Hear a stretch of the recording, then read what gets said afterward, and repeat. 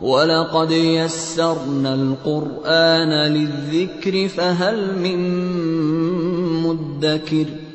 ہم نے اس قرآن کو نصیحت کے لیے آسان ذریعہ بنا دیا ہے، پھر کیا ہے کوئی نصیحت قبول کرنے والا؟ نحمدہ ونصلی ونسلم علی رسولہ الکریم، بسم اللہ الرحمن الرحیم۔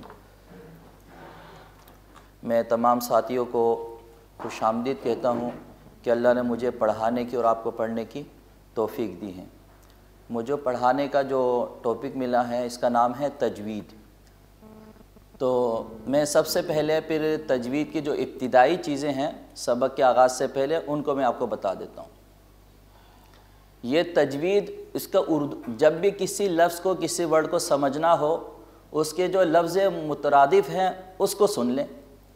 مثلا اردو میں کسی کو لفظ سعی یا کاوش نہیں سمجھ آ رہی، اب اس کو پوچھ لیں، اس کا آسان لفظ بتا دے، الفاظ مترادف کیا ہیں؟ کوشش، آسان سے سمجھ گیا۔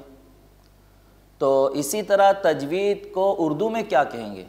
تجوید میں اردو کہیں گے خوبصورت، مضبوطی کے ساتھ خوبصورتی، آراستہ کرنا، سنوارنا، مزین کرنا، اس کو عربی میں تجوید بھی کہتے ہیں، تزئین بھی کہتے ہیں، تحسین بھی کہتے ہیں۔ آپ کوئی بھی نام لفظ لے۔ تجوید کیوں خاص نام رکھا گیا اس فن کا، اس علم کا؟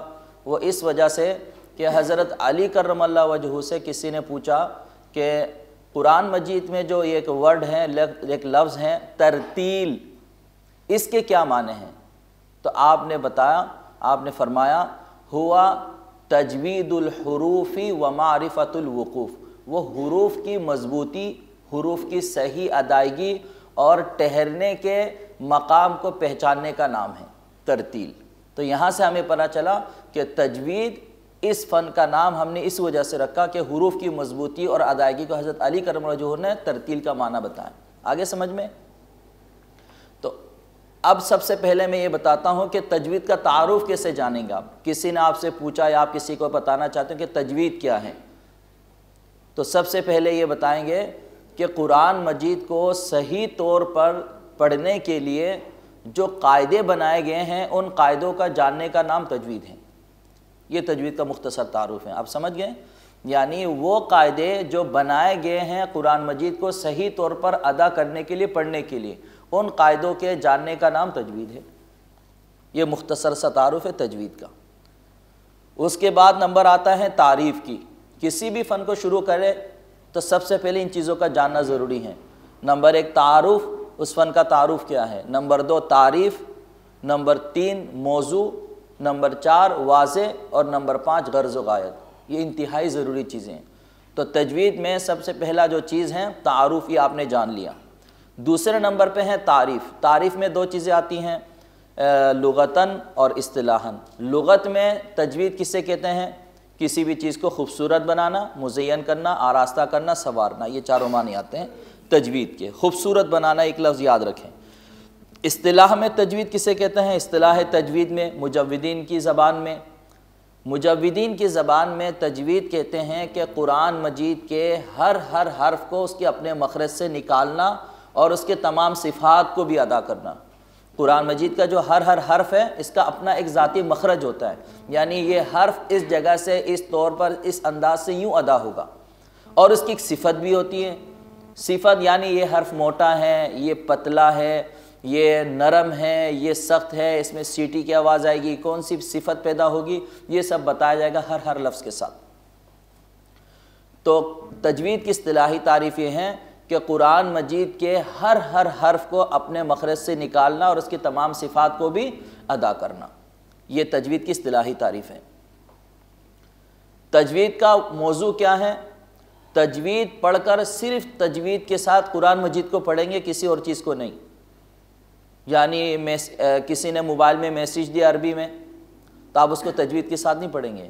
عربی خط و کتابت ہیں، رسالہ ہیں، لٹریچر تھے، ساری چیزوں کو تجوید کے ساتھ نہیں پڑھیں گے، حتیٰ کہ حدیث پاک صلی اللہ علیہ وسلم کو بھی آپ تجوید کے ساتھ نہیں پڑھ سکتے۔ ہماری ایک مسلک ہے، میں نام لیے بغیر اس کی وضاحت کرتا ہوں، یہاں کے جب علماء بات کرتے تب بھی تجوید کے ساتھ ادا کر رہے ہوتے ہیں، حالانکہ اردو میں باتیں ہو رہی ہیں، اور وہ اعلیٰ حضرت، یوں ادا کر رہے ہوتے ہیں۔ تو تجوید کا جو محل ہے، وضاحت کے لیے، تجوید کا جو محل ہے وہ تجوید ہے، قرآن مجید ہے، اردو زبان نہیں ہے، عربی زبان نہیں ہے، یہ حدیث حتیٰ کہ حدیث پاک کو بھی آپ تجوید کے ساتھ نہیں پڑھ سکتے۔ یہ اعزاز اور یہ اعجاز صرف کس کے لیے ہیں؟ صرف قرآن مجید کے لیے۔ دلیل میں آگے اگلے سبق میں انشاءاللہ میں آپ کو ساتھ ساتھ پیش کرتا رہوں گا۔ تو تجوید کا موضوع آپ نے کیا جانا؟ صرف اور صرف قرآن مجید ہی تجوید کا موضوع ہے۔ تجوید کا واضح کون ہے؟ واضح کو اس وجہ سے نام رکھا گیا کہ دینی کام پہ جب بھی کوئی بھی استعمال ہو گیا، اللہ نے اس کے لیے وہ کام، وہ چیز یا تو اس کے لیے دعا کا ذریعہ بنایا یا اس کے فائدے کا ذریعہ بنایا۔ کوئی بھی مفسر ہو، محدث ہو، تجوید کا ماہر ہو، کسی بھی ذریعے سے اگر وہ دین کے کام کا ذریعہ بنا، دین پر کسی طور پر وہ استعمال ہو گیا، اللہ رب العزت نے اس کے فائدہ اور دعا کا ذریعہ بنایا اس کو۔ اب یہ جتنے بھی فنون میں، علم میں علماء نے قلم کاری کی، کتاب لکھی، کسی نے تصنیف کی، کسی نے تالیف کی، تو جب بھی ان میں سے کسی کا نام آتا ہم فوراً سے کیا بولتے ہیں؟ رحمہ اللہ یا رحمت اللہ علیہ۔ دیکھیے اس کا فائدہ دیکھیے، حتیٰ کہ ہم اپنے ماں باپ کا بھی نام لیتے ہیں تو اس میں ہم دعا نہیں، حالانکہ نام بھی دعاؤں کی طرح لیتے ہیں ماں باپ کا، میری پیاری امی، میرے والد محترم، مرحوم جیسے نام لیتے ہیں، لیکن دعا کا الفاظ کوئی نہیں ادا کرتا۔ یہ علماء کا خاصہ ہے، جیسا ان کا نام آتا ہے تو فوراً سے ہم کیا نام لیتے ہیں؟ رحمت اللہ علیہ یا رحمہ اللہ، مولانا سید یوسف بن نوری رحمہ اللہ، مولانا مودودی علیہ الرحمہ، جیسے جیسے آپ نام لیتے ہیں، جس کو جس سے محبت ہو وہ اسی نام کے ساتھ اس کو پکارتا ہے۔ یہ دینی فائدہ ہے۔ اب اس علم پر جنہوں نے قلم کاری کی، ہمارے لیے دن رات ایک کیا ہے، محنت کی، کوشش کی، اب ہمارا اتنا حق ضرور بنتا ہے کہ ہم ان کے لیے کوئی اچھی سی دعا دے دیں۔ ان کا نام ہے ابو عبد الرحمن خلیل احمد، ابو عبد الرحمن خلیل احمد رحمہ اللہ، رحمت اللہ علیہ۔ آپ بھی ایک دفعہ کہہ دیں تاکہ ان کی قبر ٹھنڈی ہو، ان کے درجات بلند ہو۔ ان کی اس محنت سے اس پر نہیں جائیں گے ان کے سن پیدائش کیا ہے، وفات کیا ہے، کہاں کے رہنے والے تھے، کیا کام کرتے رہے، یہ ذرا بچوں کا حصہ ہے۔ ہم صرف نام یاد رکھیں گے تاکہ ان کی قبر میں ایک اچھی سی دعا پہنچے۔ آپ بھی ہم بھی اس وقت موقع کے مناسبت سے جو اچھی دعا ہو جاتی ہیں اور جو اچھے جذبات ہوتے ہیں وہ اللہ ضرور قبول کرتے ہیں موقع پہ۔ اور دعا کے لیے ہاتھ اٹھانا کوئی ضروری نہیں ہے، کیونکہ دعا اس کی بھی قبول ہوتی ہے جس کے ہاتھ نہیں ہے، وہ صرف یا جس کی زبان نہیں ہے۔ زبان سے کہنا بھی ضروری ہے، دل کے جو جذبات ہیں اللہ تعالیٰ خوب جانتے ہیں اس کو، انہ علیم بذات الصدور، اللہ دلوں کے بھیدوں کو بھی، دل کے ارادے کو بھی، امنگ کو بھی، وسوسے کو بھی، خیالات کو بھی جانتے ہیں۔ تو اس وقت اچھی سی نیت کر لیا، اللہ اپنے دینی کام کے لیے، دینی فریضے اور ادائیگی کے لیے کسی بھی طور پر مجھے استعمال کر لے۔ اس لیے علماء سے محبت کرنا، مدارس سے محبت کرنا، طلباء سے محنت کرنا، اور جتنے بھی شعائر اسلام ہیں اور جتنے بھی دین سے معلق چیزیں ہیں ان کا ادب احترام کرنا، یہ بھی سبب درجات ہیں، ذریعہ نجات ہیں۔ تو یہ واضح ابو عبد الرحمن خلیل احمد فراہیدی رحمہ اللہ۔ 5ویں نمبر پہ ہیں غرض و غایت۔ غرض و غایت کیا ہے؟ ایک اس وجہ سے سیکھنا اس فن کو تاکہ کہ میں قرآن مجید اچھا پڑھوں، لوگوں سے واہ واہ اور داد حصول کروں، یہ تو بجائے ثواب کے عقاب ہونے کا خطرہ ہے اللہ کی طرف سے کہ پکڑ اور مواخذہ نہ ہو جائیں۔ دینی جتنے بھی کام ہیں ان سب کے لیے ایک اچھی نیت آپ سیکھ لیں۔ ہم نے اپنے بڑے استادوں سے سنا ہے کہ جو غرض الاغراض ہیں، یعنی نیتوں کی بھی نیت ہیں، جو غرض الاغراض جس کو کہا جاتا ہے، یعنی نیتوں کی بھی نیت، وہ ہے اللہ تعالیٰ کی خوشنودی۔ وَرِضْوَانٌ مِّنَ اللَّهِ اکبر، قرآن مجید میں ہے کہ اللہ کی رضا ہی سب سے بڑی چیز ہے۔ تو یہ وَرِضْوَانٌ مِّنَ اللَّهِ اکبر ہر دینی کام پہ، ہر اچھے کام پہ ہونا ضروری ہے۔ بیٹی کی شادی ہو، اس میں نیت کر لیں اللہ راضی ہو جائے، میں نے اس کے راضی کرنے کے لیے یہ فرائض ادا کیے۔ نماز پڑھنی ہو، جہنم سے بچنے کے لیے ایک نیت یہ بھی ہو سکتی ہے۔ سبق فرض سے سبق دوشی ہو، جان چھوٹے، یہ بھی نیت ہو سکتی ہے۔ کہ اس وجہ سے بھی ہو سکتی ہے اس پر جو اللہ تعالیٰ نے انعامات رکھے ہیں اس کو حاصل کرنے کے لیے میں نے نماز پڑھی، یہ بھی ہو سکتی ہے۔ ایک اس وجہ سے کہ میرا اللہ مجھ سے راضی ہو، مجھے اس سے ملاقات کا موقع ملتا ہے اس بہانے، یہ نیت اچھی کر لے۔ اس پر دیکھیں پھر جو آپ کو ملے گا جو ان سب سے بڑھ کر ہوگا۔ تو تجوید کے لیے جو ایک تجوید سے معلق نیت پیش کی جاتی ہے وہ یہ ہے کہ قرآن شریف کی آیت ہے الذین آتیناہم الکتاب یتلونہ حق تلاوتی، یہ کتاب ہم نے جن لوگوں کو دی ہے وہ اس کی تلاوت اس طور پر کرتے ہیں کہ جس طرح اس کو تلاوت کرنے کا حق ہے۔ اب وہ حق تلاوت کیا ہے؟ وہ حقوق جو ہم پر ڈالے گئے تلاوت کے لیے وہ تجوید ہے۔ تجوید میں انہی چیزوں کو پیش نظر رکھے کہ جو عجم لوگ غلطی کرتے ہیں وہ غلطی نہ کریں۔ جیسے ہمیں تجوید کے تلاوت کے بہت سارے چیزوں کا نہیں پتہ، ان ساری چیزیں علماء نے جمع کر کے اکٹھا کر دیے، ہم جب اس کو سیکھ لیتے ہیں، اسی سیکھنے کا نام، ان چیزوں کو حاصل کرنے کا نام تجوید ہے۔ تو یہ تجوید کے لیے ایک اچھی نیت تو یہ ہے کہ اللہ نے تلاوت کرنے کے لیے مجھ پر جو حقوق ڈالے ہیں ان کو سیکھنے کے لیے میں تجوید حاصل کر رہا ہوں۔ اور اس سے بڑی نیت ہے جو تمام چیزوں میں ہونی چاہیے کہ اللہ مجھ سے راضی ہو جائے۔ ٹھیک ہے جی، آدمی فن کا ماہر بھی ہو جائے، کیا کرے گا اگر تلاوت پر نہیں لگا؟ یعنی بڑا قاری صاحب ہے، اچھی تلاوت کرتے ہیں لیکن وہ معمول بھی ہاں نہیں بنایا اس نے قرآن مجید کو، تو پھر فائدہ کچھ نہیں ہے۔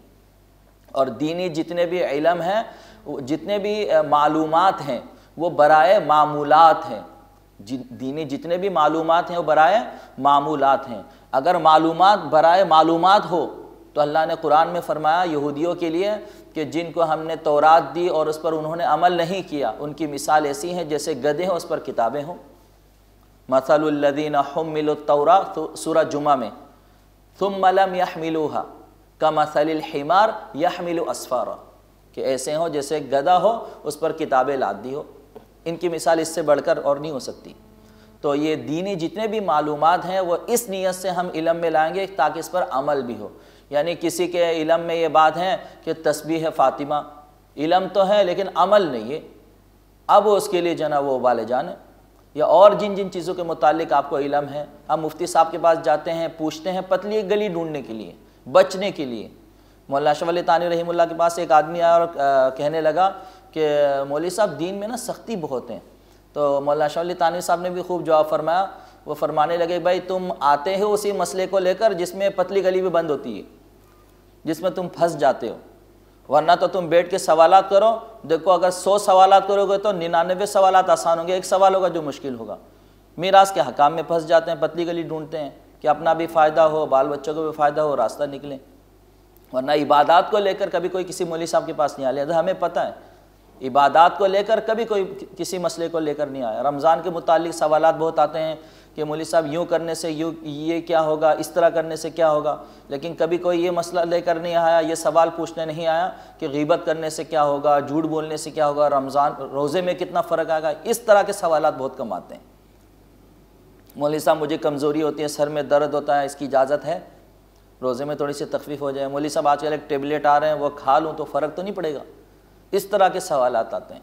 اور روزے کے حالت میں جو رمضان کا حال کر دیا اور ہم سبوں کو معلوم ہے، کھانے پینے کے ٹائم چینج ہو گیا، باقی روزہ نہیں رہا۔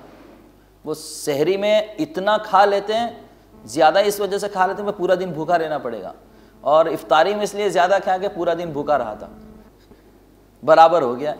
کھانے پینے کے ٹائم کو آگے پیچھے کیا، باقی ہے کہ وہ روزے کی جو بھوک کی حالت ہے، جو حرارت محسوس ہونی تھی، وہ تو فوت ہو کر رہ گیا۔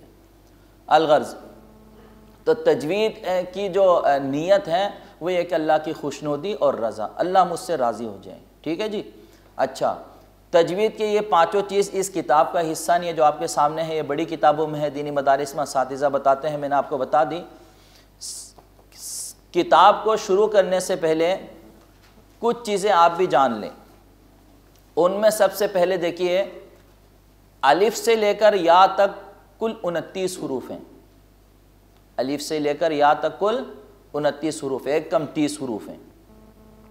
ان حرفوں میں سے الف اور حمزہ کو نکال دیں، الف اور حمزہ کو نکال دیں۔ الف اور حمزہ کو جب آپ نکالیں گے تو باقی کتنے رہ گئے؟ 27۔ الف اور حمزہ کو کیوں نکال رہا ہوں؟ اس کے لیے مفصل تفصیل کے ساتھ آگے قاعدے آئیں گے، ان میں تمیز بتائے جائے گی، کیا کیا فرق ہے دونوں میں، وہ سارے مکمل بیان آئے گا اس کا۔ 27 حرفوں میں سے 12 حرف 2 حرفی ہیں۔ 27 حرفوں میں سے 12 حرف 2 حرفی ہیں۔ جیسے دیکھیے الف کتنا حرفی ہیں، اردو میں لکھیں ذہن میں، الف 3 حرفی ہیں، وہ تو ویسے ہی چھوڑ دیا آپ نے۔ با 2 حرفی ہے، تا 2 حرفی ہے، سا 2 حرفی ہے، جیم 3 حرفی ہیں، ہا خا 2 حرفی، دال 3 حرفی، ذال 3 حرفی، اسی طرح 15 حروف 3 حرفی ہیں اور 12 حروف 2 حرفی ہیں۔ نوٹ کر لیا آپ نے، کل 27 ہو گئے۔ 2 حرفی کو ایک الف کی مقدار کھینچ کر پڑھنا ہے، یوں نہیں پڑھنا آپ کو با تا سا، یوں نہیں پڑھنا، با تا سا کھینچ کر ایک الف کی مقدار کھینچ کے پڑھنا، اور اس کو مجہول نہیں پڑھنا۔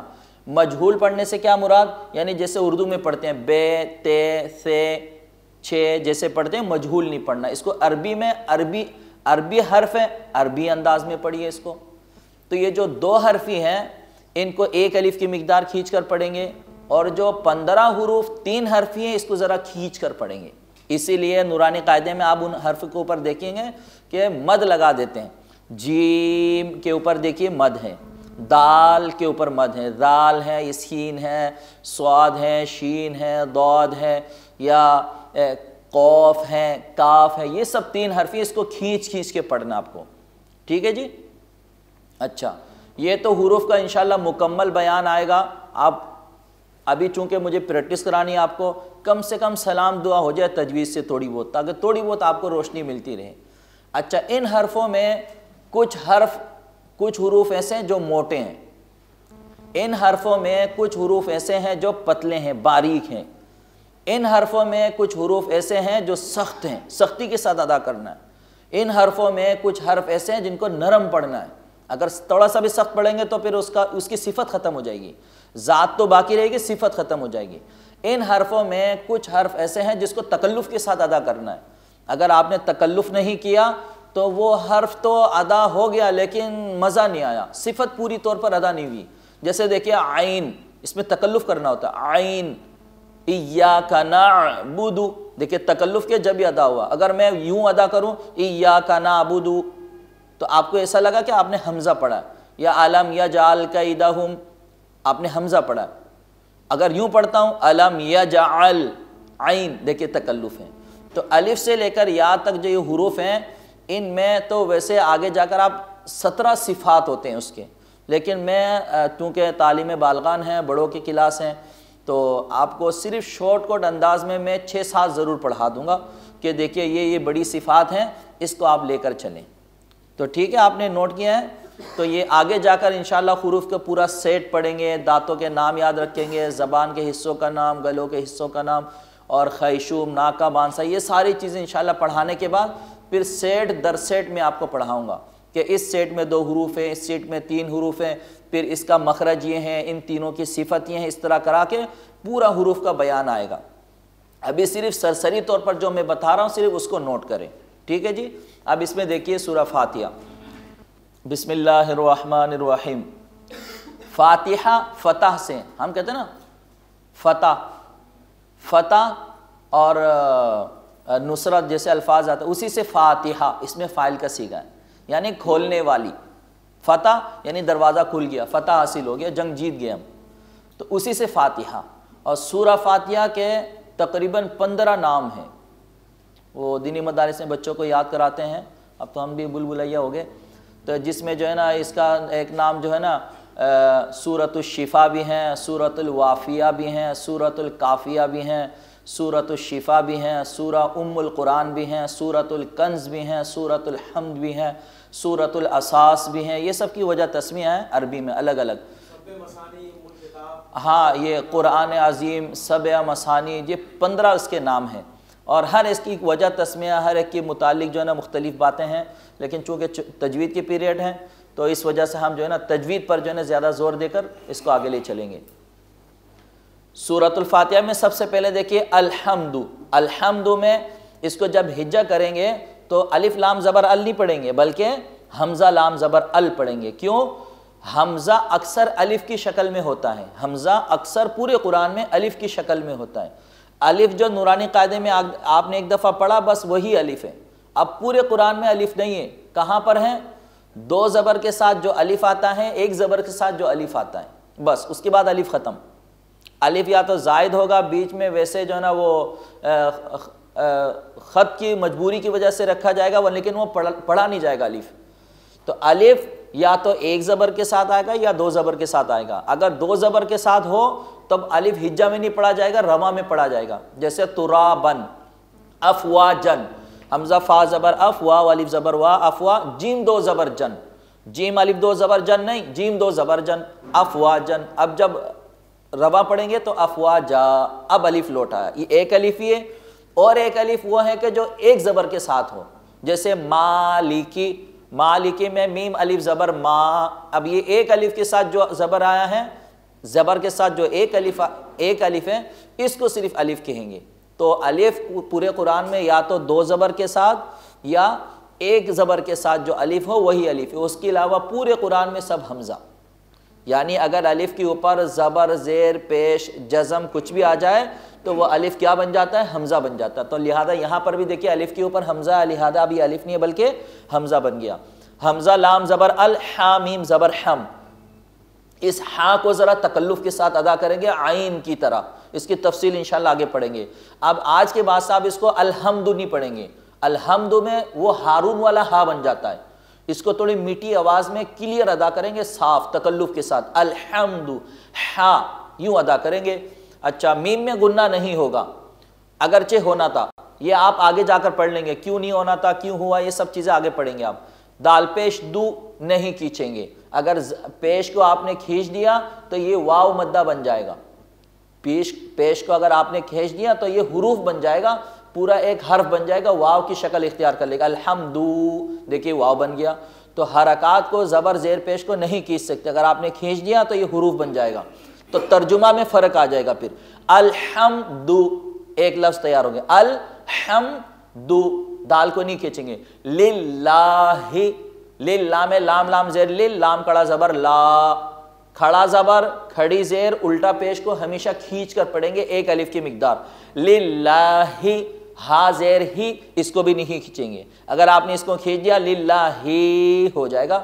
جو یہ زیر یہ یا بن جائے گی، تو اس لیے اس کو بھی نہیں کھینچنا ہے. ربل، جہاں کہیں بھی قرآن میں تشدید ہو اس حرف کو ذرا سختی کے ساتھ پڑھنا ہے. اس حرف کو ذرا سختی کے ساتھ پڑھنا تاکہ پتہ چلے آپ یہاں پر تشدید ادا کر رہے ہیں. جیسے اگر آپ نے یوں ادا کیا ایاک نعبد و ایاک نستعین تو نہیں پتہ لگا آپ نے یہاں پر تشدید ادا کی ہے. یوں ادا کریں گے ایاک نعبد و ایاک. تو اسی طرح اس میں بھی ربل سختی کے ساتھ، کیوں؟ تشدید موجود ہے. ربل عالمین، عین دیکھیے اس میں بھی تکلف کریں گے ہا کی طرح. اگر آپ نے تکلف نہیں کیا تو یہ عین حمزہ بن جائے گا. اور تجوید ہم کیوں پڑھ رہے ہیں؟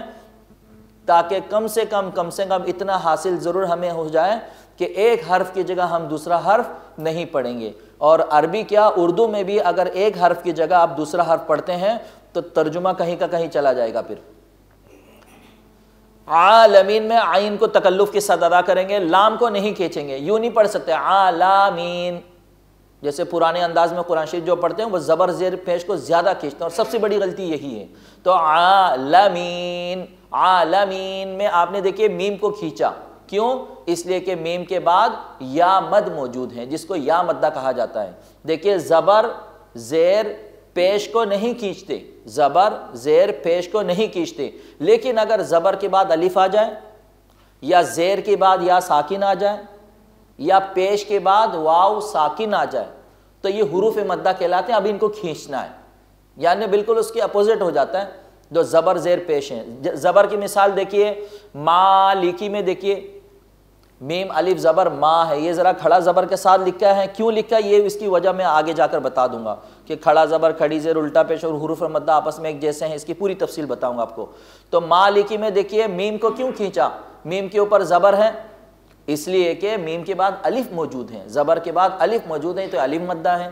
اسی طرح مغضوبی، مغضوبی میں دیکھیے آپ نے دوات کو نہیں کھینچنا تھا اس لیے کہ اس کے اوپر پیش ہے، لیکن آپ نے پڑھا پیش کے بعد واو ساکن ہو تو اس کو کھینچنا، لہذا اب اس کو کھینچیں گے. کیوں؟ پیش کے بعد واو ساکن موجود ہیں، یہ واو مدہ ہے. اور یا مدہ کی مثال مستقیم میں دیکھیے، مستقیم میں قاف کو نہیں کھینچنا تھا لیکن آپ نے اس کو کھینچا زیر کو. کیوں؟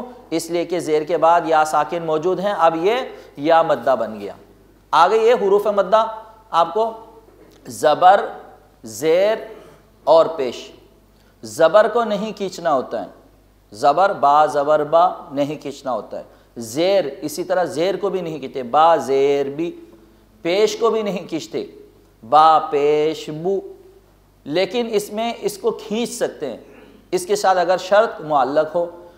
زبر کو کب کھینچیں گے؟ جب زبر کے بعد الف ہو، جیسے مالکی ایا، مالکی میں دیکھیے میم زبر ما، اس کے بعد الف ہے، میم الف زبر ما، یا ایا میں حمزہ یا زیر ای، یا الف زبر یا، ایا دیکھیے اس کو بھی کھینچیں گے۔ تو زبر کے بعد اگر الف ہو تو اس الف کو الف مدہ کہا جاتا ہے، اور اس زبر کو بھی کھینچیں گے، زبر کو نہیں کھینچ رہے، اس الف کو کھینچ رہے ہیں جس کو الف مدہ کہا جاتا ہے۔ یہی حال یا کا بھی ہے، یا میں اگر زیر ہو زیر کو نہیں کھینچیں گے، لیکن زیر کو کھینچ سکتے ہیں آپ جب اس کے آگے یا ساکن موجود ہو۔ جیسے دیکھیے مستقیم، مستقیم میں قاف کو نہیں کھینچنا تھا، قاف کے نیچے کیا ہے؟ زیر ہے، لیکن اس کے آگے یا ساکن موجود ہے، لہذا اب اس کو کھینچیں گے، جس کو اب زیر کو نہیں کھینچ رہا، آپ یا ساکن کو کھینچنا ہے، جس کو یا مدہ کہا جاتا ہے۔ تو الف مدہ بھی آپ نے سمجھ لیا ہے، یا مدہ بھی سمجھ لیا ہے، اسی طرح واو مدہ بھی ہے۔ واو مدہ کہاں؟ جیسے پیش ہے، پیش کو نہیں کھینچنا، جیسے مغدوبی میں مغدو یوں تھا، دوات پیش دو مغدو، لیکن اب اس کو آپ کھینچتے ہیں مغدو، یوں کھینچتے ہیں، کیوں؟ اس لیے کہ پیش کے بعد واو ساکن موجود ہیں، واو ساکن موجود ہونے کی وجہ سے اب اس پیش کو نہیں، اس واو کو آپ کھینچتے ہیں، جس کو واو مدہ کہا جاتا ہے۔ اور تجوید کی زبان میں ان تینوں کا نام مد اصلی ہیں، حروف مدہ ہیں، دونوں نام رکھے جاتے ہیں، مد اصلی اور حروف مدہ۔ تو جب کبھی آپ دیکھیں زبر، زیر اور پیش نہیں کھینچنا، لیکن اب آپ دیکھتے ہیں کہ زبر کے بعد الف ہے، یا زیر کے بعد یا ساکن ہے، یا پیش کے بعد واو ساکن ہے، تو اب زبر کو، زیر کو، پیش کو کھینچیں گے۔ اب اس کھینچنے کے عمل کو، یہ جو حروف ساتھ ساتھ آئے ہیں، زبر کے ساتھ الف، زیر کے ساتھ یا، پیش کے ساتھ واو، ان حرفوں کو حروف مدہ کہا جاتا ہے اور مد اصلی بھی کہا جاتا ہے۔ آگے سمجھ میں؟ کچھ اور چیزیں سن لیں، پھر آج سبق کو یہیں رہنے دے۔ زبر، زیر، پیش اور حروف مدہ آپ نے پہچان لیے ہیں۔ کبھی بھی کوئی آپ سے پوچھے حروف مدہ کتنے ہیں، فوراً سے بتائیے 3 ہیں، واو الف یا۔ حروف مدہ کتنے ہیں؟ واو الف یا۔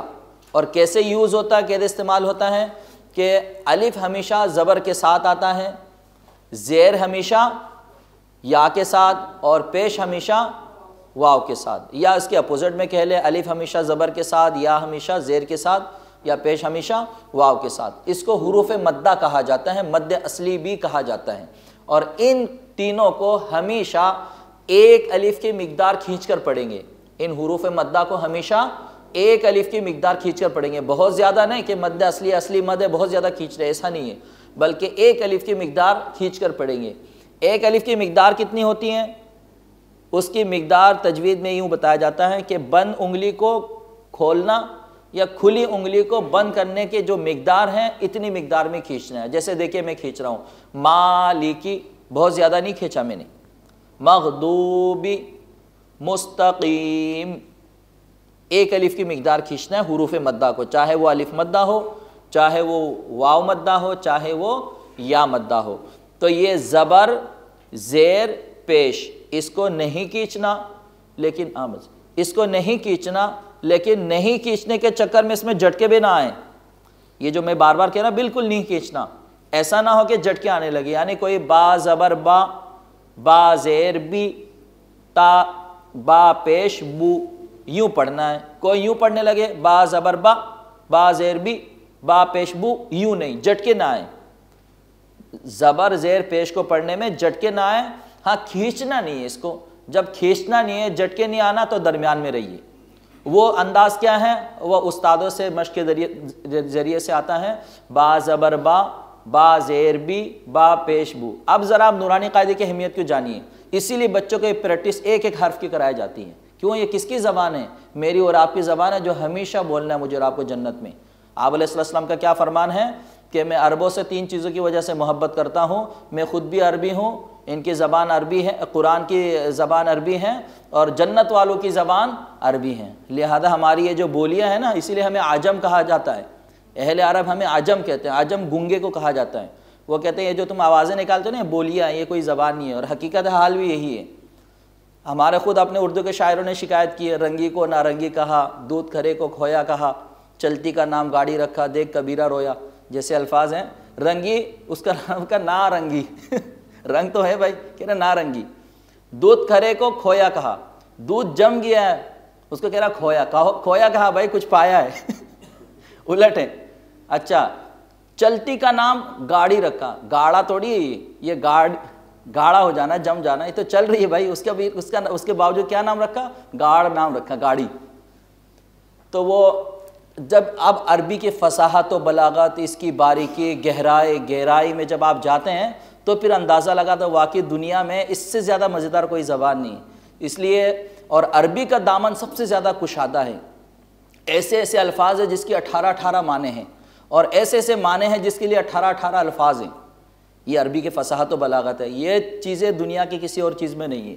اس کی ذرا سی 19-20 ہو جائیں، ذرا سے لہجے میں ادائیگی میں آگے پیچھے ہو جائیں تو لفظ کہیں سے کہیں چلا جاتا ہے۔ تو اللہ نے مجھے اور آپ کو سیکھنے کی توفیق دی ہے، جو مجھے اور آپ کو ہمیشہ بولنی ہے۔ اللہ میاں کے پاس جانے کے بعد اس کے لیے ابھی سے تھوڑی سی سمجھداری پیدا ہو گئی ہے۔ تو یہ زبر زیر پیش، اس کو نہیں کھینچنا، ذرا جلدی پڑھنا ہوتا ہے، لیکن جلدی پڑھنے کے چکر میں جھٹکے بھی نہ آئیں، ٹھیک ہے جی۔ اور زبر زیر پیش کو اس وقت کھینچیں گے جب اس کے آگے زبر کے آگے الف ہو، یا کے زیر کے آگے یا ساکن ہو، اور پیش کے آگے واو ساکن ہو۔ پیش کی مثال مغدو میں نے دکھائی آپ کو، اور زیر کی مثال مستقی، اور زبر کی مثال مالکی، ٹھیک ہے۔ اس کے بعد ہیں 2 زبر 2 زیر 2 پیش۔ 2 زبر 2 زیر 2 پیش کو، یعنی پہلے 1 زبر، اب 2 زبر کر دیں، ڈبل کر دیں، پہلے 1 زبر 2 زیر 2 پیش، 2 زبر 2 زیر 2 پیش کو جب بھی پڑھیں گے تو گننا کریں گے۔ یہ دنیا کی واحد زبان ہے، اللہ کا کلام ہے یہ، کہ جس میں غنہ بھی ہوتا ہے، ناک بھی بولتی ہے، ناک سے بھی آواز آتی ہے۔ دنیا کی کسی اور زبان کا یہ خاصہ نہیں، آپ نے سیکھ لیا بس بول دیں جیسے مرضی ہے، ادا ہونا چاہیے بس۔ یہ عربی کا خاصہ ہے کہ ناک سے بھی آواز آتی ہے۔ تو جب بھی قرآن مجید میں آپ 2 زبر 2 زیر 2 پیش دیکھیں، فوراً سے غنہ کریں، جیسے ترابن، ثوابن، معابن، جب بھی 2 زبر 2 زیر 2 پیش دیکھیں فوراً سے غنہ کریں گے۔ لیکن کبھی غنہ نہ بھی کرنا ہوتا ہے، اہل عربوں کا انداز ہے، اسٹائل ہے، جو ہم نے نوٹ کیا سیکھا وہ آپ کو بتائیں گے، لیکن جب اس کے قاعدے آئیں گے، جب اس کا سبق ہوگا، مفصل بیان آئے گا تو پھر ہم کو بتا دیں گے۔ ابھی صرف ذہن میں اتنا رکھیے، اس کی اپنی ذات میں غنہ کرنا ہے، یعنی 2 زبر 2 زیر جب بھی دیکھیں گے اس میں غنہ ہوگا۔ ایک اور چیز نوٹ کر لیں، پورے قرآن میں جب کبھی آپ نون مشدد اور میم مشدد دیکھیں، یعنی پورے قرآن میں جب آپ نون دیکھیں اور میم دیکھیں، اور دیکھیں اس کے اوپر تشدید ہے، یہ چھوٹا جو ڈبلیو کی طرح ہوتا ہے، تشدید دیکھیں، اس پر غنہ ضروری ہے، اس میں کوئی شرط نہیں۔ اتنی سی بات یاد رکھیں، نون اور میم۔ نون کی مثال دیکھیے، اِنَّا أَعْطَيْنَا، سورۃ الکوثر میں شروع میں ان غنہ کریں گے، ناک سے آواز کو نکالیں گے۔ اور میم کی مثال وَأَمَّا بِنِعْمَةِ رَبِّكَ فَحَدِّثْ، وَأَمَّا، میم میں دیکھیے غنہ۔ تو یہ 2 زبر 2 زیر 2 پیش اور نون مشدد اور میم مشدد، ہر حال میں غنہ ہوگا۔ 2 زبر 2 زیر 2 پیش کے لیے آگے شرائط ہیں، انشاءاللہ آگے جا کر آپ پڑھ لیں گے۔ اس کے بعد ہے کھڑا زبر کھڑی زیر الٹا پیش۔ زبر کو کھڑا کر دیں، زیر کو کھڑی کر دیں، اور پیش کو الٹا کر دیں۔ اب یعنی اب کھڑا زبر جو ہوگا یہ زبر تو نہیں ہے نا، کھڑی جو زیر ہیں وہ زیر تو نہیں ہے، جو کھڑا الٹا پیش ہیں یہ پیش نہیں ہے۔ اب جب اس کو کھڑا کھڑی الٹا کر دیا تو صفات میں بھی کچھ فرق آ گیا، کیسے؟ اب ذرا اس کو کھینچ کے پڑھیں گے۔ یہ جو کھڑا زبر ہے، کھڑی زیر ہے الٹا پیش، اس کو زبر زیر پیش کی طرح نہیں، اس کو کھینچ کے پڑھیں گے، یا بالفاظ دیگر یوں سمجھ لیجئے، یہ جو کھڑا زبر ہے، کڑی زیر ہے، الٹا پیش ہے، یہ حروف مدہ کی دوسری شکل ہے۔ یہ حروف مدہ کی دوسری شکل ہے۔ حروف مدہ کیا ہے؟ ابھی آپ نے سماعت کی ہے۔ حروف مدہ کسے کہتے ہیں؟ کہ جس کو کھینچ کر پڑھتے ہیں۔ تو یہ کھڑا زبر کھڑی زیر الٹا پیش، اس کو کھینچ کے پڑھیں گے، جیسے با کھڑا زبر با، با کھڑی زیر بی، با الٹا پیش بو. اب اس کو کھینچیں گے، یا یوں کہہ لیجئے یہ جو حروف مدہ ہیں حروف مدہ کی دوسری شکل ہے، یا کھڑا زبر کھڑی زیر کی دوسری شکل حروف مدہ ہے. اسی لیے سورہ فاتحہ میں دیکھیے بعض قرآن میں مالکی، میم الف زبر ما، لام زیر لی، مالی کاف زیر کی مالکی یوں لکھا جاتا ہے مالکی.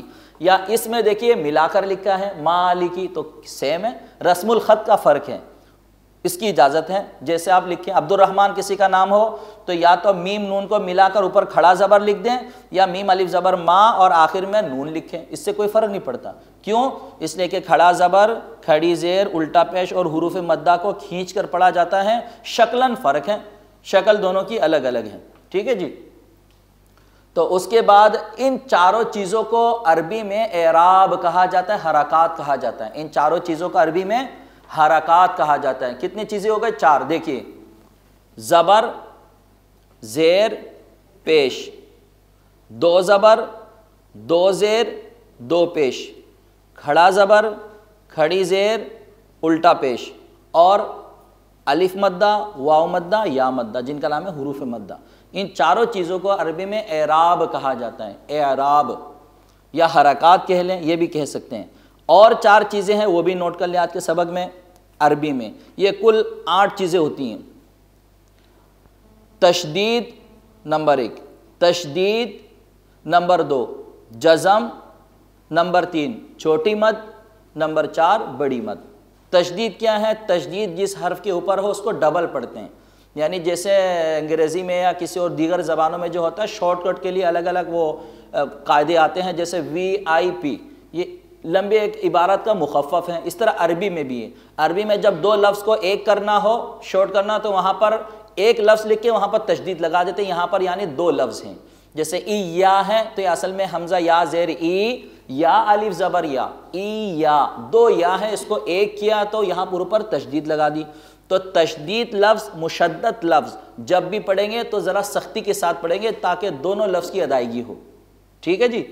تو تشدید کو ذرا سختی کے ساتھ پڑھیں گے، اور یہاں پر 2 لفظ ہیں یوں سمجھیے، اور اس کو 2 مرتبہ پڑھیں گے. کیوں؟ اس لیے کہ یہاں پر ڈبل حرف ہے. جزم کو سیم تشدید کی طرح ہے، یہ بھی ماقبل حرف سے مل کر پڑھا جاتا ہے. تشدید اور جزم ہمیشہ اکیلے نہیں پڑھا جائے گا، ماقبل حرف سے مل کر پڑھا جائے گا. جیسے الحمد میں لام ہے، اس کے اوپر جزم ہے، اکیلے پڑھ کے دکھائیے، آپ نہیں پڑھ سکتے. اس کو پیچھے کے ساتھ لفظ کے ملا کر الحمد یوں پڑھتا ہے. الحمد کیسے پڑھ سکتے ہیں؟ اسی طرح تشدید بھی ماقبل حرف سے مل کر پڑھا جائے گا، لیکن تشدید کو 2 مرتبہ پڑھیں گے اور جزم کو ایک ہی دفعہ پڑھیں گے. آگے 2 چیزیں رہ گئی ہیں، چھوٹی مد اور بڑی مد. چھوٹی مد کو ذرا کم کھینچیں گے اور بڑی مد کو ذرا زیادہ کھینچیں گے. تجوید کی کتابوں میں مقدار جو تحریر ہیں کہ چھوٹی مد کو 3 الف کی مقدار کھینچیں گے اور بڑی مد کو 5 الف سے لے کر 6 الف کی مقدار کھینچیں گے. لیکن ہم تعدد میں جائیں گے، اندازے پر جائیں گے تو تھوڑا سا وہ مشکل ہو جائے گی ہمارے لیے. اس لیے اندازے پر عمل کریں کہ چھوٹی مد کو کم کھینچنا ہے اور بڑی مد کو زیادہ کھینچنا ہے. چھوٹی مد اور بڑی مد کی پہچان کیسے ہوگی آپ کو؟ قرآن مجید میں بالکل صاف واضح ہیں کہ چھوٹی مد صرف یوں کھینچی ہوئی ہوتی ہے، آگے سے لٹکی ہوئی اور مڑی ہوئی نہیں ہوتی. وہ موٹی نہیں ہوتی، باریک ہوتی، پتلی ہوتی ہے. جیسے چھوٹی مد یوں لکھی جائے گی، دیکھیے چھوٹی مد یوں لکھی جائے گی، یوں، اور بڑی مد یوں موٹی لکھی جائے گی، بالکل یوں ہوگی. جیسے جو ایک حرف ہے السما ہے، ما ہے، جیسے الفاظ میں بڑی مد ہوتی ہے، اور ما ہے، فی ہے، جیسے ایک حرفی حرف میں زیادہ تر یہ چھوٹی مد آتی ہیں.